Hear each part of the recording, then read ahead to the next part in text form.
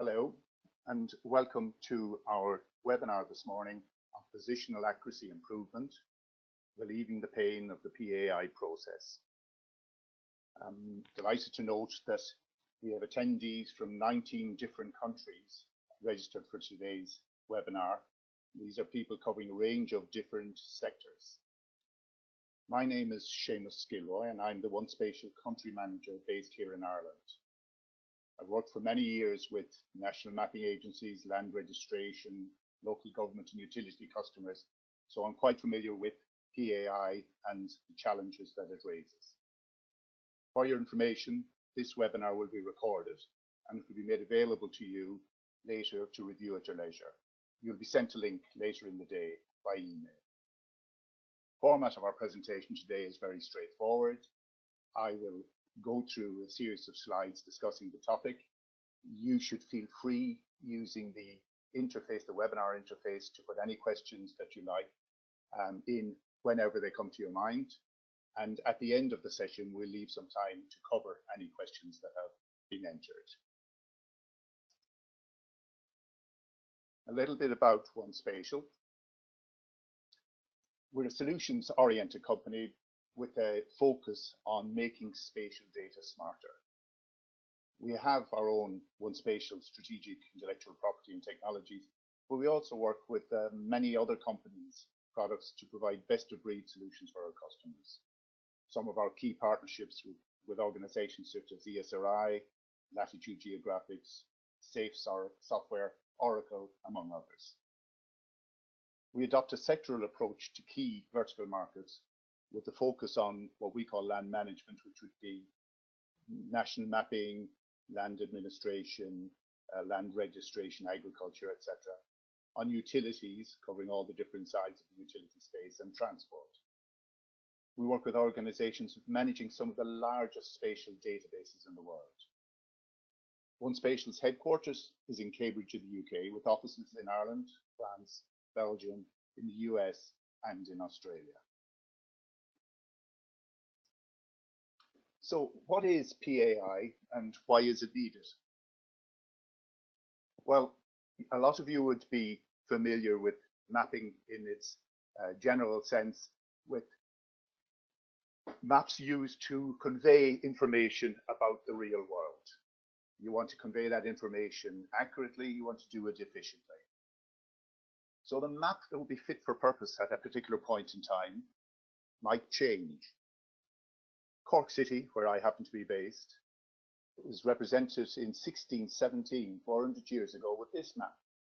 And it showed where the rivers were, where the fortifications around the city walls were, where the high ground was on either side of the city. And this was the information that was of value to the inhabitants of Cork at the time, because protection of the city was paramount. The map today is still a Cork City, but it looks quite different because it's fit for a different purpose. It's to support people who live here, the commerce that takes place here, the management of the infrastructure and the utilities. So they're two very different maps, both fit for purpose at a particular point in time. Now, PAI isn't about changing a 1617 map into a 2017 map. But if we look at this little example here, we see where an urban housing development was mapped originally. The dark grey blocks would have been the buildings, and the solid green lines would have been the property boundaries and the fences. But when that was resurveyed quite recently, it was found that the building locations were slightly different. And as you can see, they're still recognizable as the same buildings. It's just the location that has changed. So how does that happen? Well, one of the reasons is a historical priority that was given to relative accuracy over absolute accuracy. Data was often initially captured, and typically initially captured, at the highest level of accuracy available with the technology and the skill sets at that point in time. However, as updates were added for changes that occurred, even though they may have been surveyed at a more higher level of accuracy, they would often be adjusted to fit with the existing map to maintain the relative accuracy.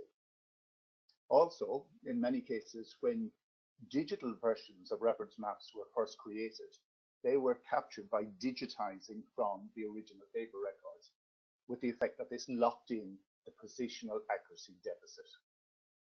Now, that's not really a problem for people who are working on single sheets of paper, single paper maps, but it is a big challenge when you're working with digital data sets of other types of assets, etc., and working with GPS location precision. So third-party data sets, these are data sets that will be created for utility networks, for land administration, etc. Things like that that are captured by reference to the base maps will have topological relationships with them. So your property boundary information, it will often be aligned with where the fences are on the base maps. And buried utilities will be aligned, possibly if they're inside a footpath, they'll be shown in the footpath. If they're outside, they'll be shown beside that footpath. In any case, they have what we call a topological relationship with that reference data. But as the base maps are improved, these data sets have to be resynchronized to maintain those relationships. So when somebody uses that data in the field, they find what they expect to find. And it's this process of resynchronization of data sets with reference maps is what we call positional accuracy improvement. And ultimately, in a PAI process, our aim is to improve the absolute positional accuracy of feature geometries in the data set without compromising either the relative accuracy of vertices within a feature, in other words, its shape, or the relationship between feature geometries and with the reference data, that's the topology. So we try and protect both of those while improving the absolute position. But PAI is not a resurvey, and one of the challenges in dealing with PAI projects is making sure people's expectations are realistic. A resurvey is a very expensive, time-consuming process, and if you have the resources to do it, it will always get the best possible result. But it isn't always possible to resurvey everything in detail. You need to be able to migrate your data to keep it fit for purpose. So what PAI does is it takes the geometry data that's known to have a quantified error in its absolute position to transform this data so that the absolute positional accuracy is improved while preserving the spatial relationships and maintaining feature identifiers and attribution. The complete PAI process and the data we use to drive it has to provide a well-behaved, trusted, and most importantly, fully understood transformation of the data sets in order that it will deliver enhanced value. But as we said at the start, it's not a resurvey, and it's not always the best solution. If the source data errors are just too random, the only viable solution may be to resurvey key data sets. Important point here is that the error we're looking to eliminate in a PAI process is the systematic error that would have occurred in the data capture. Completely random errors or real-world changes can't be properly addressed using a PAI process. So how do we go about delivering PAI? Well, our experience has been that we need to break it down into 3 key stages. And not every project requires everything from the 3 stages. Very few, in fact, would require everything.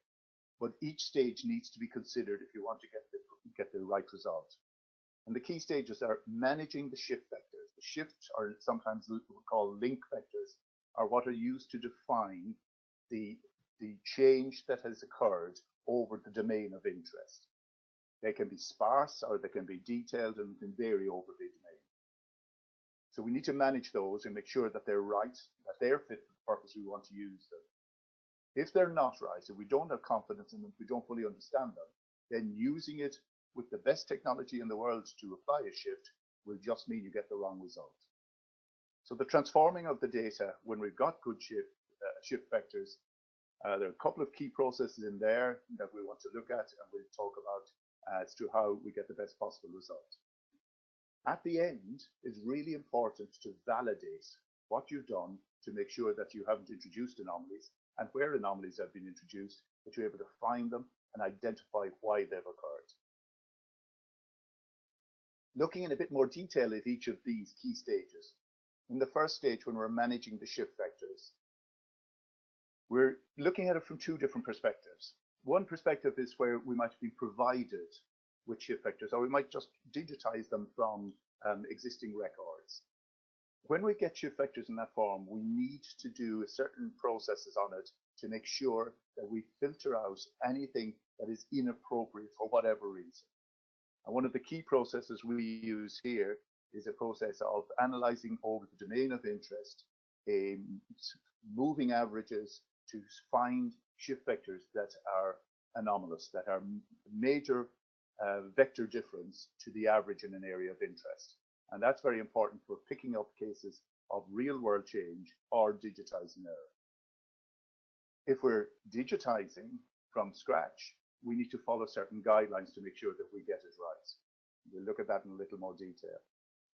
However, if we haven't got shift vectors, well, we have the options, as I said, of just digitizing directly from the source, but we could also derive it. If we've got vector versions of the original reference data and the new reference data, we can run a process that identifies the patterns in the two data sets to find common points and to build shift vectors from it. The net result of whatever process or combination process we use is that we have an enhanced shift vector data set ready for use in the transformation. So now we get to the transformation stage, and there are a couple of options in here. One of the first options is to snap the source data, our original data we want to transform, to the original reference data. If that's appropriate, we can do that. We then do the transformation, which we'll go to a little bit more detail in a moment, of the data, of the source feature data using the enhanced shift vectors. And when it's done, if it's appropriate, we can choose to snap that transformed data to the new reference data set.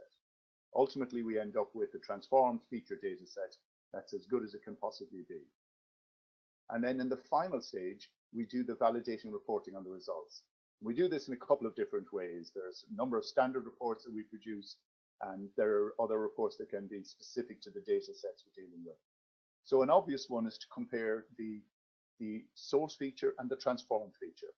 And you compare it in terms of, the size of polygons. You look at the angles of corners, the length of lines, whatever it may be. You look for any major change in the size of the object. Which can also do things like, say, take the source feature data and its relationship with the original reference data, and then take the transformed feature data and its relationship to the new reference data, and compare those relationships, because they should ultimately be the same. So whatever test you do, you produce from that a transformation validation report, which gives you confidence in what you've done, but also, if there are any anomalies, produces a graphical data set that allows you to navigate rapidly to areas of interest and deal with those things. So when we talk about the managing of the shift vectors, and if we're talking about supplied or digitized shift vectors, there are certain kind of rules that we want to follow. We can use these rules to filter things that have been supplied to us or to guide somebody in the creation of them. So in this first little snippet there, you can see that we've picked up shift vectors that are based on readily identifiable and unambiguous real-world feature locations.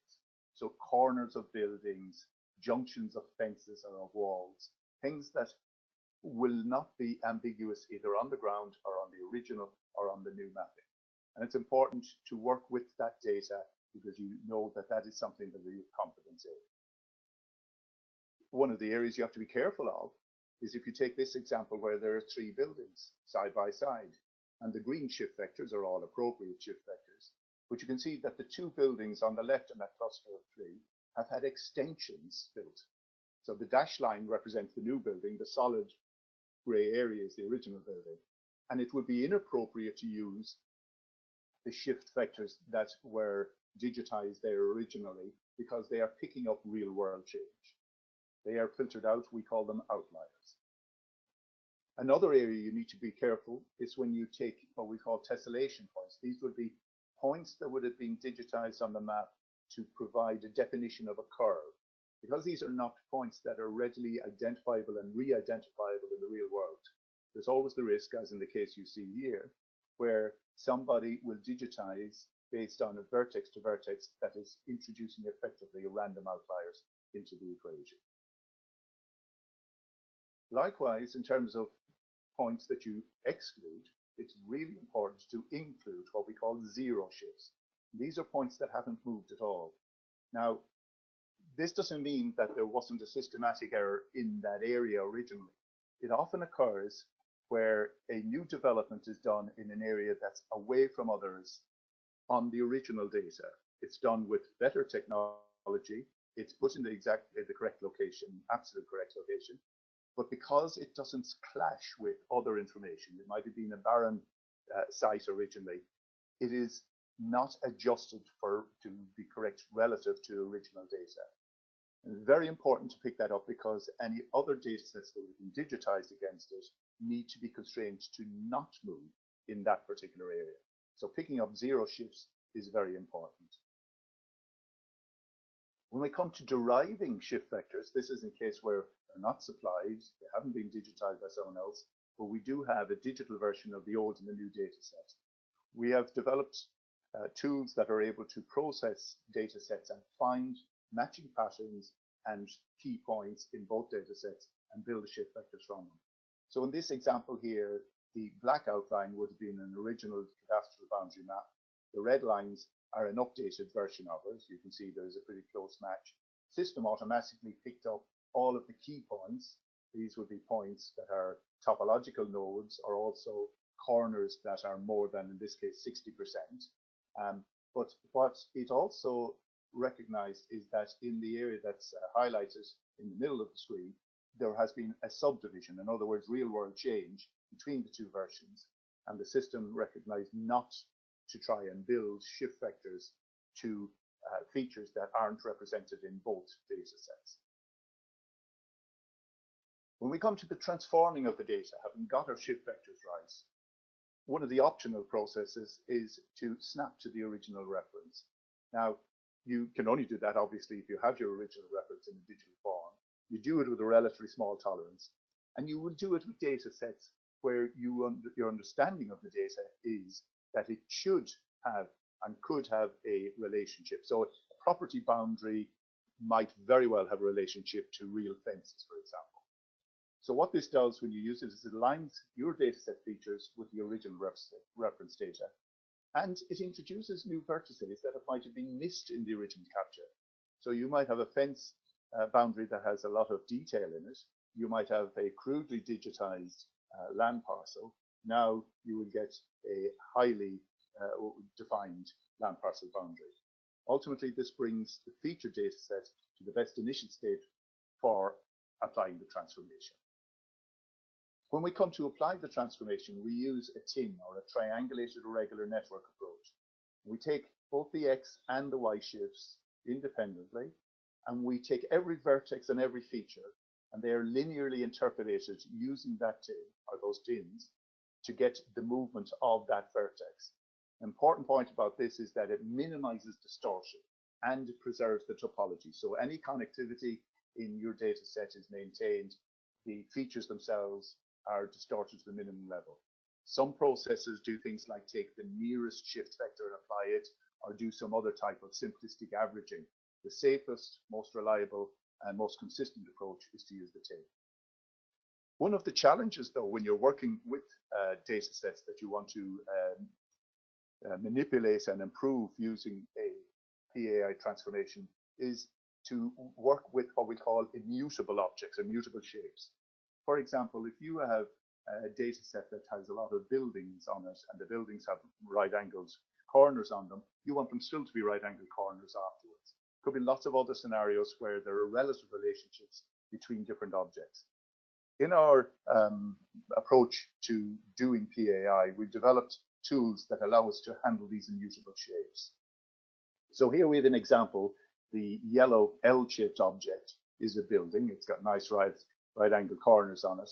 And if we just apply the shift vector fields that would have been picked up in other parts of the area, that might have been just the perimeter of the land parcel or something like that, it shifts the object, but you can see that it introduced some level of distortion in it, vertex by vertex.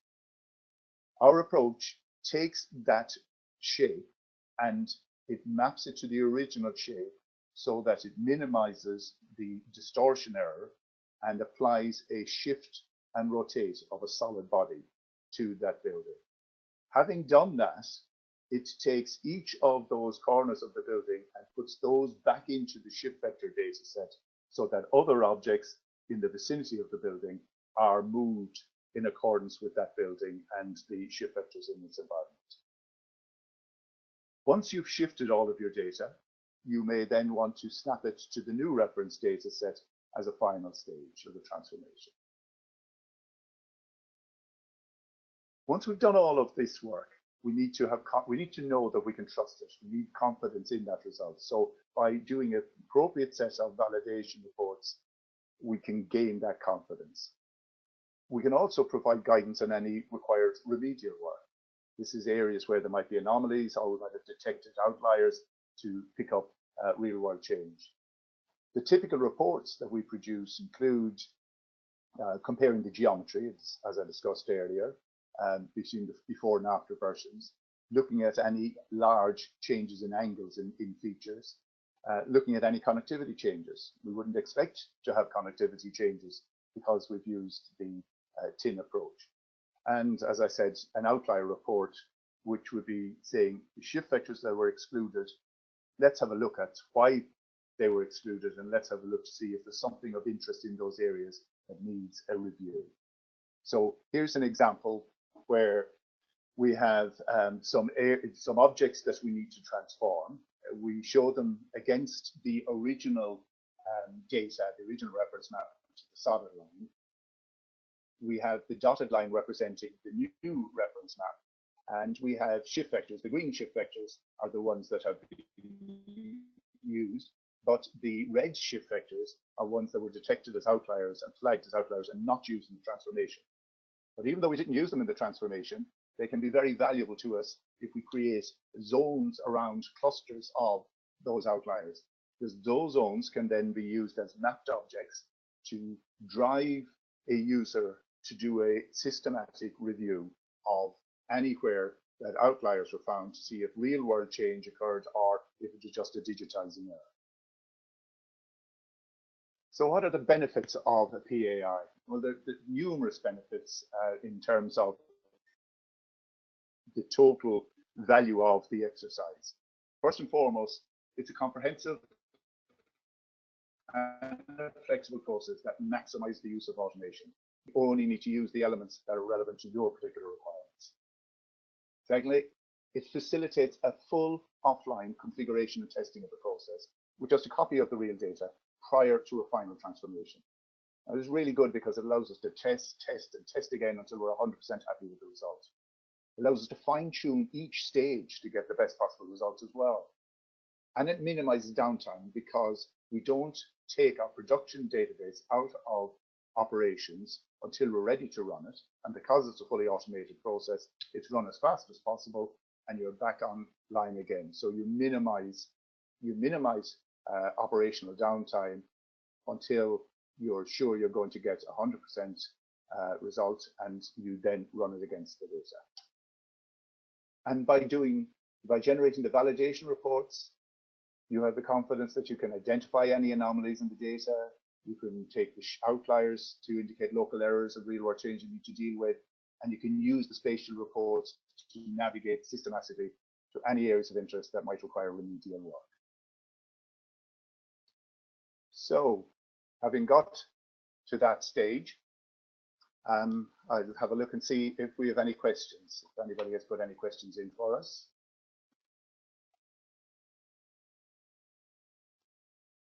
Bear with me. See if I can open up the interface here to read the question.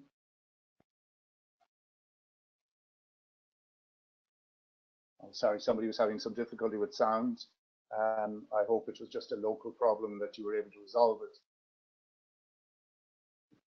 Okay, another question that was here. All right, somebody's just noticed that they've heard mixed reports on the success of PAI, and why would this process that we're proposing be any better than the others? I'd say that's a fair comment. I would have heard the same myself at different stages where people have had mixed results doing PAI.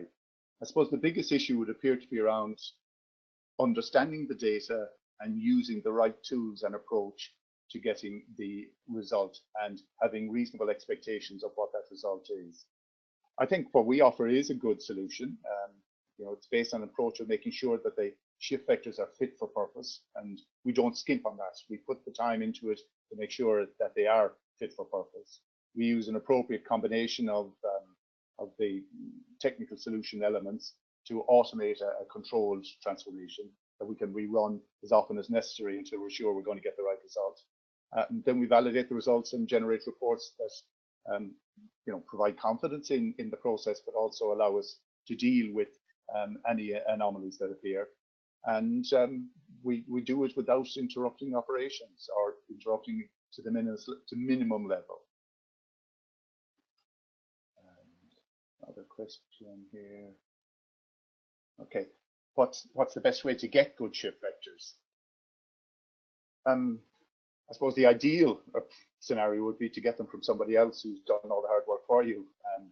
That's not completely unreasonable, because more and more, as national mapping agencies and other creators of reference data are improving their data, they're also generating the shift vector data sets that go with it, so that people who are users of their data can apply processes to their own reference data sets, or to their own data sets to resynchronize with the reference data. Now, if you can't get it from somebody else, probably the next best approach would be to use the automated approach we described. If you happen to have the original and new reference data in a vector form, then the processes we use that build topologies of both, and then look for the comparisons between the two, identify matching features, and pick up topological nodes in the matching features and build the shift vectors from that. That's a very, very powerful, very successful process for creating a shift vector field for a domain. We then typically do a lot of quality assurance on that to make sure that we're not introducing or allowing any anomalies through. The last would be to digitize it yourself from scratch. If you don't have suitable digital data sets, you may have no choice but to digitize it. And I would refer back to our early slides where we talked about guidance on how to capture shift vectors, what to include, what not to include. I think the key when you're digitizing is make sure that everybody involved in that process knows what the guidelines are and have a good quality assurance process around it. There's a temptation sometimes to get a bunch of temporary people in to do a job like that, and to kind of just chuck them at it. It's not a good idea. You can spend a lot of money and not produce a particularly good result. And if you then apply those shift vectors to your data, you may end up creating more trouble than it's worth. So it's worthwhile, if you are manually capturing it, putting good protocols in place and having good procedures for quality assurance of what has been done. Okay, and any other questions? No, I don't see anything else. So finally, just to remind you that the webinar has been recorded and you can listen to it again if you choose. You'll be emailed a link later today so that you can find it.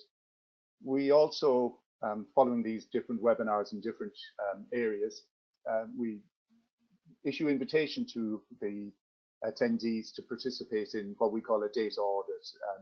In the case of PAI, the data audit would be to look with you at the data you have and the challenges you're facing, to see what would be the best way to go about applying a PAI to your data. We love seeing different problems. We rarely see the same problem twice, and there is always a local variation or peculiarity. But we learn a lot from these every time we do it. So we invite you to take advantage of the data audit opportunity and get in contact with us. Okay, I think our time is just up at that. So thank you very much for attending today. Hope it's worthwhile. Please feel free to make contact with us at any stage, and we'll be delighted to talk to you about your PAI challenges.